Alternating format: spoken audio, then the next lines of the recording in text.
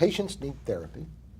Somehow or other they need to get therapy. Some of the therapy may not be proven to the satisfaction of everybody, nailed down as far as you can.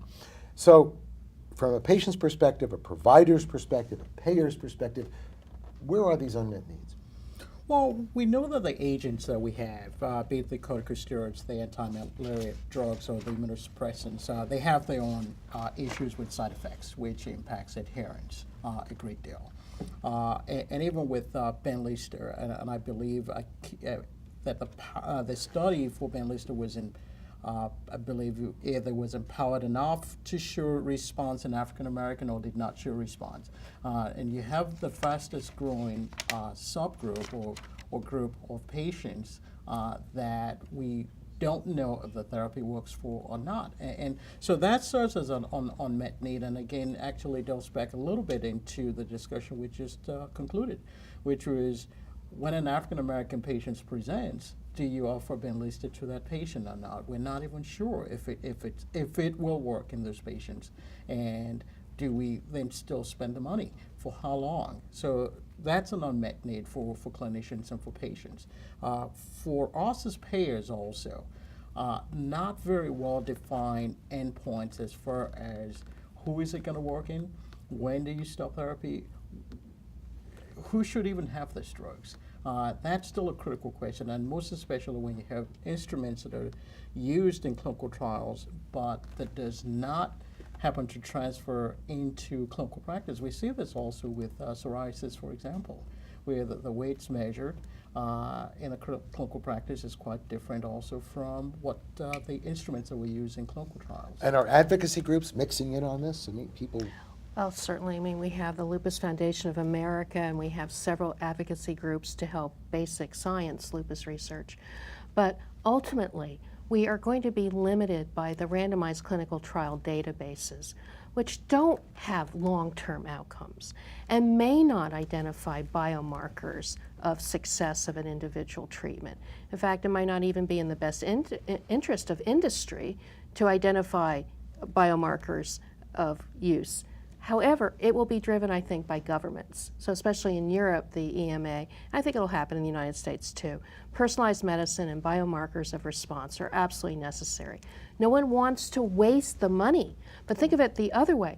We don't want to waste that patient's future by having them on a therapy for 12 months that may not work. So I guess we come down to goals, right? I mean, what are the goals? At the end of the day, isn't that what we're all looking for? Do you have a goal that you're looking to achieve?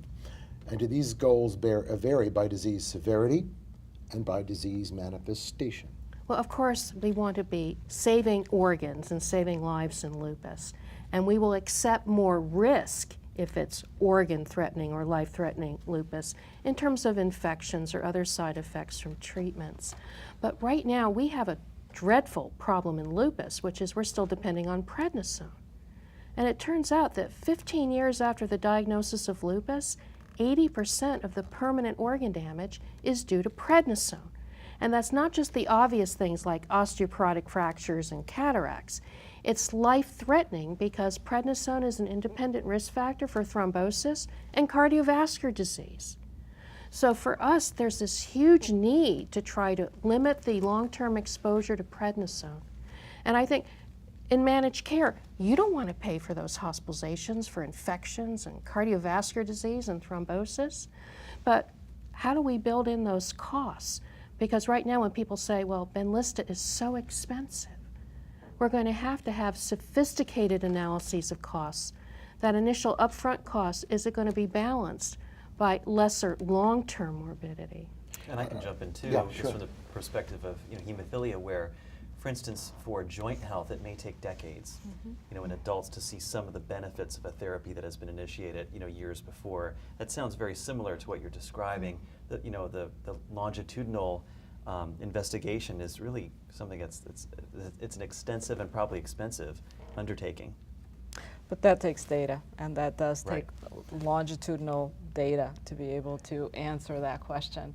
And so much of sometimes what we think is science, when you have that real world data, you find that things are not quite what you had But- assumed that they would But be. just to play devil's advocate here, of course we need data. When somebody says to me, I want data-driven medicine, evidence-based medicine, I say, where's the evidence? And while you're waiting for the evidence, people with SLE are suffering. Organs are dying. There's renal manifestations, skin manifestations, and lives are being irrevocably altered. Nobody wants to give the wrong drug, but don't you have to do something? Well, I think the opportunity is still on what I heard, the early diagnosis, a life-saving drug that actually is very inexpensive. Benlysta is really not indicated for the most complex or severe patients, which are those with lupus nephritis or CNS lupus. So I think that's still a huge unmet need.